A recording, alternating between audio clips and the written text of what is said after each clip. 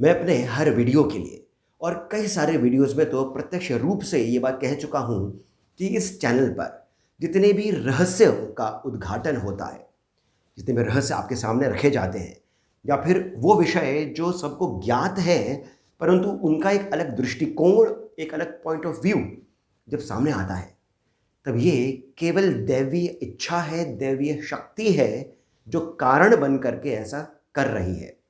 मैं केवल एक माध्यम हूँ, निमित्त मात्र हूँ, उससे बढ़कर और कुछ नहीं। और आप भी इस बात को मानेंगे जब आप इस वीडियो, आज का जो प्रकरण है, जो प्रसंग है, जो कथा है, इसको सुनेंगे। ये मैं इसलिए कह रहा हूँ क्योंकि जो श्री विद्या के भी उपासक हैं, साधक हैं, ऐसा मेरा अनुमान है कि उनको भी इस प्रसंग के बारे में नहीं पता होगा यदि वे देवी के प्रति पूर्ण रूप से समर्पित नहीं हैं। तो यदि उन्होंने देवी वाराही को पूर्ण समर्पण करके स्वयं को उनकी आराधना नहीं करी है, क्योंकि ये विषय ऐसे होते हैं जो आपको एक अलग ही स्तर पर लेकर के जा सकते हैं। और इसी कारण मैं ये बात मानता हूँ पूर्ण रूप से कि मुझ पर भगवान की कृपा बहुत अधिक है। मेरा योगदान जितना भी आता है वो भी उन्हीं के कारण आता है, नहीं तो मैं इस लायक नहीं हूँ कि मैं ऐसे गूढ़ विषयों के बारे में कुछ भी, एक शब्द भी कह सकूँ। अब बिना एक क्षण गंवाए आइए बात करते हैं उस प्रसंग की जो आपको इस वीडियो तक लेकर के आया है। रामायण, भगवान श्री राम, राम भक्त श्री हनुमान और प्रचंड देवी, देवी दंडनाथा, देवी वाराही, इन तीनों का क्या संबंध है और ये किस प्रकार से तंत्र के गूढ़तम रहस्यों के साथ में जुड़ा हुआ है, आइए जानते हैं। वाराही तंत्र जो भैरव के 64 ग्रंथों में, कई सारे ग्रंथों में वर्णित है, उसमें से ये आज का प्रकरण उद्धृत किया गया है। इसमें बताया गया है, इसका जो प्रथम पटल है अर्थात जो पहला चैप्टर है, उसमें बताया गया है कि काम रूप पीठ पर, अब काम रूप पीठ के बारे में यहां पर बताया गया है, रुंड मुंड परिस्थिते, रुंड मुंड परिस्थिते, अर्थात इसको दो प्रकार से लिया जा सकता है। एक भंड, रुंड को भंड के रूप में पढ़ा जा सकता है, तो भंड मुंड अर्थात भंडासुर का वध करने वाली, वो जो उसके सर के ऊपर भंड मुंड परिस्थित है, उसके ऊपर बैठी है। इसको एक और रूप से लिया जा सकता है चंड मुंड, क्योंकि दुर्गा सप्तशती भी वही है, तो चंड मुंड परिस्थित है, यानी कि जो भंड है या फिर जो चंड मुंड जो है, उनके शव के ऊपर जो विराजमान है, वो जो पीठ है उसे कामरूप पीठ कहते हैं। ये देवी कामाख्या का निवास स्थान है।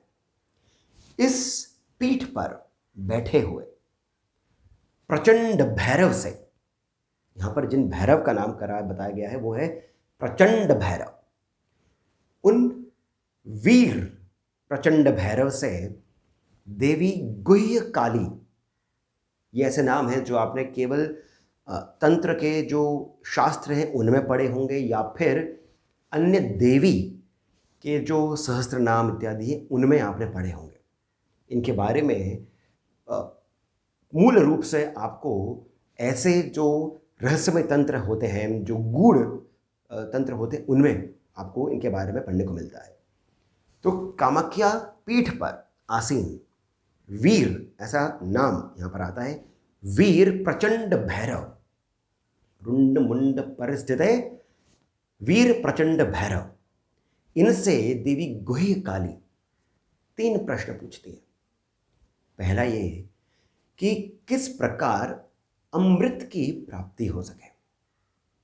दूसरा, मल, जैसे जो काम क्रोध लोभ मोह मद मात्सर्य इत्यादि होते हैं, किस प्रकार से इनसे छुटकारा मिले और शुद्ध हुआ जाए। और तीसरा कि वो देवी जिनके ध्यान मात्र से ही आपके जो चारों पुरुषार्थ होते हैं, धर्म अर्थ काम मोक्ष, ये प्राप्त किए जा सकते हैं। फिर से सुनिए, ऐसी देवी या फिर वो देवी जिनके केवल ध्यान मात्र से चारों पुरुषार्थ धर्म अर्थ काम मोक्ष की प्राप्ति हो सकती है, ऐसी देवी वाराही की आराधना किस प्रकार करी जाए? ऐसे 3 प्रश्न देवी गुह्य काली वीर प्रचंड भैरव से पूछती है। तब प्रचंड भैरव एक आख्यान सुनाते हैं, एक प्रसंग, एक कथा सुनाते हैं रामायण से। अब चूंकि ये तंत्र के अंदर तंत्र आधारित रामायण है, इसमें हम बहुत सारी बातें अलग रूप से होता हुआ देख सकेंगे और इसका जो भाव है, इसका जो अर्थ है, वो हम प्रसंग के बाद में जानेंगे। तो यहाँ पर प्रचंड भैरव देवी गुह्यकाली को बताते हैं कि कृत युग में अर्थात सत्ययुग में एक राक्षस हुआ था जिसका नाम था विडाल। प्रचंड राक्षस था, अति बलवान राक्षस था। उसने घनघोर तपस्या करके देवी वाराही को प्रसन्न कर लिया था और उनसे कई सारे वरदान प्राप्त कर लिए थे। साथ में ये भी वरदान प्राप्त कर लिया था कि जब भी वो देवी का आवाहन करेगा तब देवी उसके पास त्वरित रूप से आ जाएंगी। अब इस प्रकार से बलवान होकर के इस विडाल राक्षस ने चारों ओर त्राहिमाम मचा दिया। इस प्रकार से वो युग जो था वो बीता। फिर आया द्वापर युग। द्वापर युग में श्री राम हुए।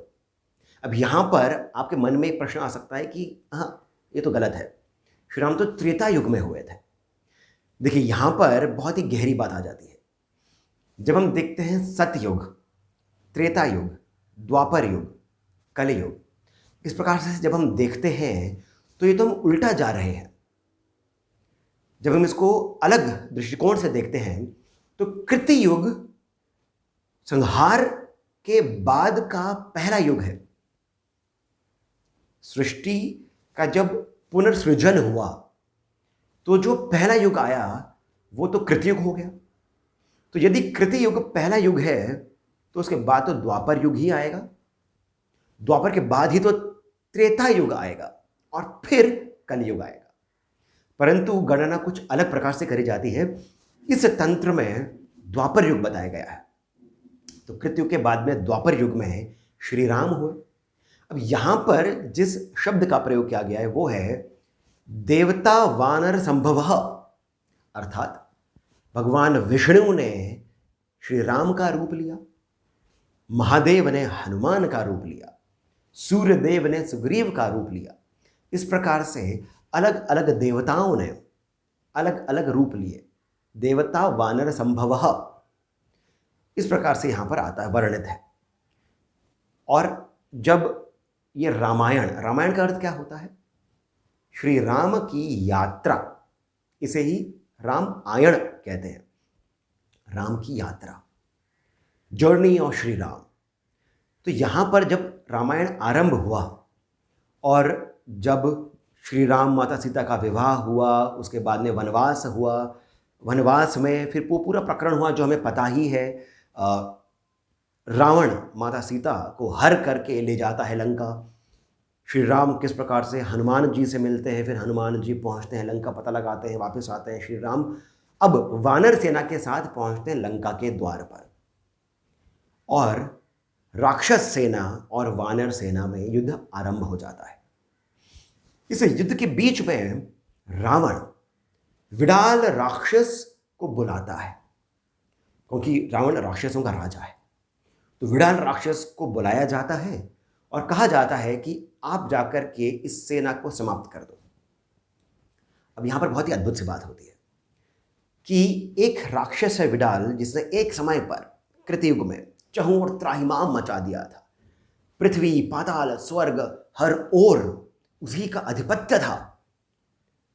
वही जब पवन पुत्र हनुमान के सामने आता है तब हनुमान जी उसे पटक पटक कर पीटते हैं। राक्षस सेना त्राहिमाम करते हुए चहुं ओर भाग जाती है।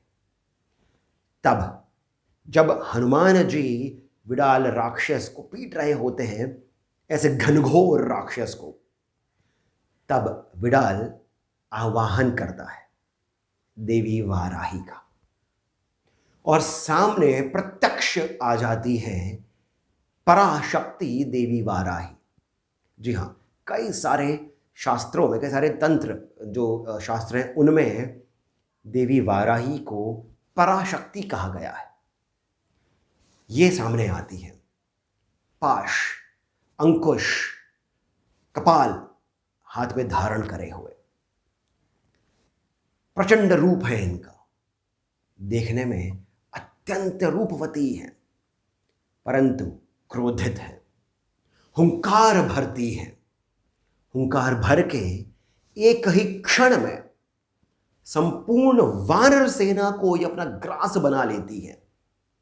संपूर्ण वानर सेना को एक ही क्षण में देवी वाराही क्रोधित होकर के अपने मुख में डाल जाती है, केवल 2 को ही छोड़कर, प्रभु श्री राम और शंकर सुवन केसरी नंदन पवन पुत्र हनुमान, केवल ये 2 रह जाते हैं।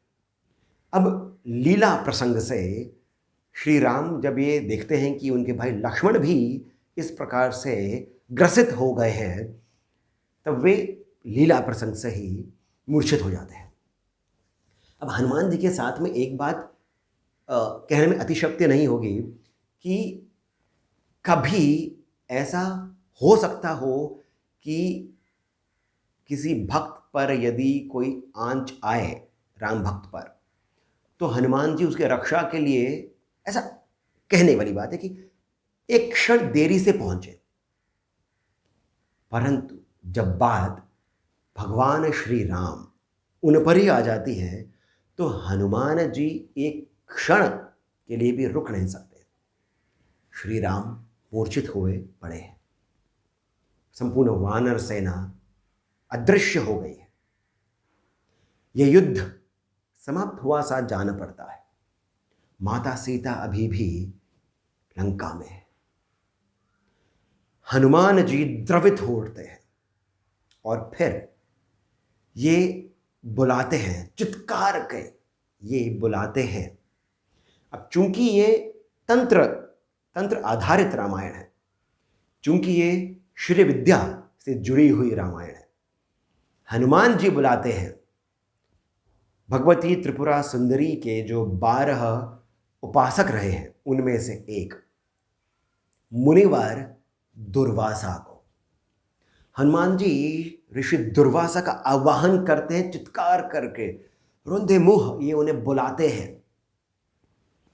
दुर्वासा ऋषि उसी क्षण आकाश मार्ग से वहां आ जाते हैं। हनुमान जी पूछते हैं कि हे प्रभु, ये सब क्या हो गया, कृपया कुछ उपाय बताएं। देवी वाराही तो पराशक्ति है, उनसे युद्ध कैसे ही हो सकता है, कुछ उपाय बताएं। अब ये भी हम समझ सकते हैं कि ऋषि दुर्वासा को ही क्यों बुलाया, क्योंकि ये मर्मज्ञ हैं, भगवती त्रिपुरा सुंदरी के ज्ञान के, श्री विद्या के परम उपासक हैं। तब दुर्वासा ऋषि ये कहते हैं, पहला तो उन्होंने हनुमान जी को भगवती वाराही का विनियोग, ध्यान और मूल मंत्र दिया।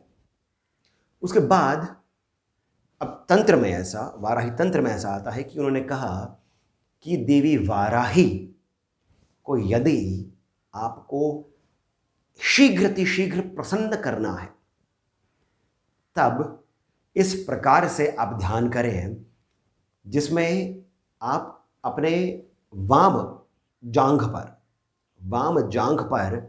भगवान श्री राम का ध्यान करें, दक्षिण जांघ पर अर्थात राइट थाई पर आप पवन पुत्र हनुमान का ध्यान करें।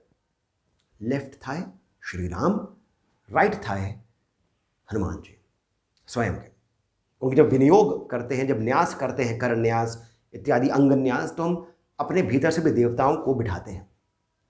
श्री राम और हनुमान जी को लेफ्ट थाई राइट थाई, इस प्रकार से इनका ध्यान करते हुए भगवती वाराही की जो आराधना करता है उसे त्वरित रूप से देवी वाराही की कृपा प्राप्त हो जाती है।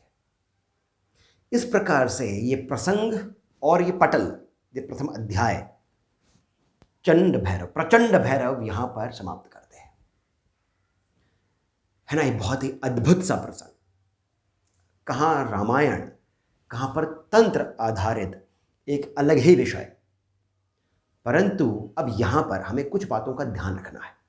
पहला तो ये कि तंत्र जो है यही एकमात्र ऐसा उपाय है जिससे आपको धर्म अर्थ काम मोक्ष की प्राप्ति हो सकती है, वो भी इस ही जन्म में। तंत्र ही केवल एकमात्र ऐसा उपाय है। और तंत्र हमारे जीवन में भी इस प्रकार इतना अधिक घुला मिला है कि हमें उसका आभास ही नहीं होता है। आप जब हवन करते हैं, उसमें जब आप स्वाहा करते हैं, ये भी तो तंत्र का एक संपुट है। आप जब हम हनुमते रुद्रात्मकाय हुम फट, इस प्रकार से हनुमान जी का अति प्रचलित ये मंत्र भी करते हैं, तो उसमें भी जो बीज आ रहे हैं ये भी तो तंत्र के ही है। ओम नमः शिवाय, जब आप इसे पंचाक्षरी कर देते हैं, नमः शिवाय, ये भी तो तंत्र है। हमारे अधिकतर मंत्र जो हैं वो तांत्रिक ही है। यहाँ तक कि जब हम श्री रामचरितमानस पढ़ते हैं, हनुमान चालीसा, बजरंग बाण जब हम पढ़ते हैं, उसमें तो कितने सारे मंत्र आ जाते हैं, कितने सारे बीज मंत्र आ जाते हैं। बजरंग बाण, हनुमान चालीसा, हनुमान अष्टक, इन सब में शाबर मंत्र भी आते हैं। तंत्र हमारे जीवन के साथ में घुला मिला है। तंत्र कुछ अलग वस्तु नहीं है, ये मैनिफेस्टेशन का सबसे उत्तम उपाय है, क्योंकि इसमें ध्यान बहुत आवश्यक है। तो इसी कारण जब हम ये देखते हैं कि रामायण जो है वो तो इतिहास है, और जो वाल्मीकि रामायण है उसमें तो ये सब कहा ही नहीं गया है, तब हमें इस बात को समझना होगा कि ये ध्यान का क्षेत्र है। यहाँ पर आपके ध्यान और धारणा से आप बड़े बड़े रोगों से छुटकारा प्राप्त कर सकते हैं, आप बड़े बड़े शत्रुओं को हरा सकते हैं, आप अपने जीवन में जितना चाहे उतना ऐश्वर्य प्रत्यक्ष साक्षात रूप से प्राप्त कर सकते हैं, केवल ध्यान धारणा मात्र से। आवश्यकता है आपका ध्यान, आपकी धारणा उस प्रकार से तीक्ष्ण हो, फोकस्ड हो, और ये केवल भगवती की कृपा से ही प्राप्त हो सकता है। तो तंत्र बहुत ही गूढ़ विषय है, बहुत ही गूढ़ रहस्य है। और जब हम बात करें तंत्र की, तो हमें ये वाली बात भी समझनी होगी कि देवी वाराही जो है ये बहुत ही अद्भुत शक्ति है। त्रिकोण जो है भगवती का, उसमें ये एक कोण में आती है। देवी वाराही की अर्चना, भगवती त्रिपुरा सुंदरी की जो पंचांग जो आराधना होती है, अर्थात पंचक्रम से जो आराधना होती है, क्रमबद्ध रूप से, उसमें देवी वाराही की आराधना आती है। सर्वप्रथम महागणपति क्रम आता है, फिर श्री क्रम आता है, फिर श्यामा क्रम आता है, चौथे क्रम में देवी वाराही क्रम आता है, और फिर पंचम अर्थात पांचवें क्रम में पराक्रम आता है। इस प्रकार से ये 5 क्रम में भगवती त्रिपुरा सुंदरी की श्री विद्या की दीक्षा दी जाती है, इनकी आराधना साधना होती है। बिना देवी श्यामा और देवी वाराही को प्रसन्न करें भगवती त्रिपुरा सुंदरी की साधना संपन्न नहीं हो सकती। ये हर तंत्र में कहा गया है, पुरजोर रूप से कहा गया है। और इनकी आराधना करने के लिए भी अलग अलग स्तर होते हैं, कई सारी और रूप हैं देवी वाराही के, स्वप्न वाराही हैं इत्यादि। इन सबका एक सम्मिलित रूप देवी वाराही हो जाती है। इन्हें दंडनाथा भी कहते हैं, दंड देती हैं। परंतु आपको यही वो देवी है जो जिस प्रकार का ऐश्वर्य, जिस प्रकार से अपनी सुरक्षा आप चाहते हैं, देवी बिना आपके मांगे, बिना आपके कहे आपको देती रहती है। इनसे अधिक प्रोटेक्शन और कोई नहीं दे सकता है। शत्रुओं का नाश ये देवी त्वरित रूप से करती है। कोई आपका अहित सोच भी नहीं सकता है यदि आप देवी के प्रति पूर्ण रूप से समर्पित हैं तो।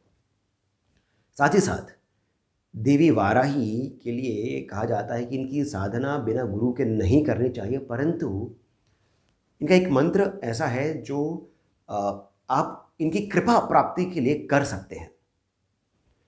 मैं इनके बारे में और अधिक रूप से और अधिक गहरे स्तर पर जाकर के, और जो मंत्र मैंने अभी आपको बताया है उसके बारे में भी अगले वीडियो में आपसे बात करूंगा।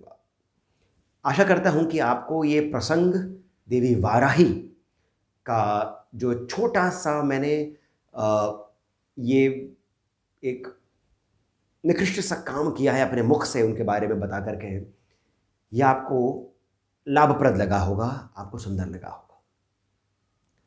यदि ऐसा है तो कृपया करके आप इस वीडियो को लाइक अवश्य करिए, सब्सक्राइब करना नहीं भूलें, क्योंकि आगे भगवती वाराही के बारे में और भी अधिक रहस्य आने हैं। और साथ ही साथ कमेंट सेक्शन में जो पहला कमेंट पिन है वहाँ से पेटीएम, जीपे इत्यादि के माध्यम से जितना अधिक हो सके आप हमें श्री सहयोग भी प्रदान करें, बहुत बहुत प्रोत्साहन मिलता है। इसके साथ मैं सिद्धार्थ अब आपसे बस जाने की अनुमति लेता हूँ। धन्यवाद।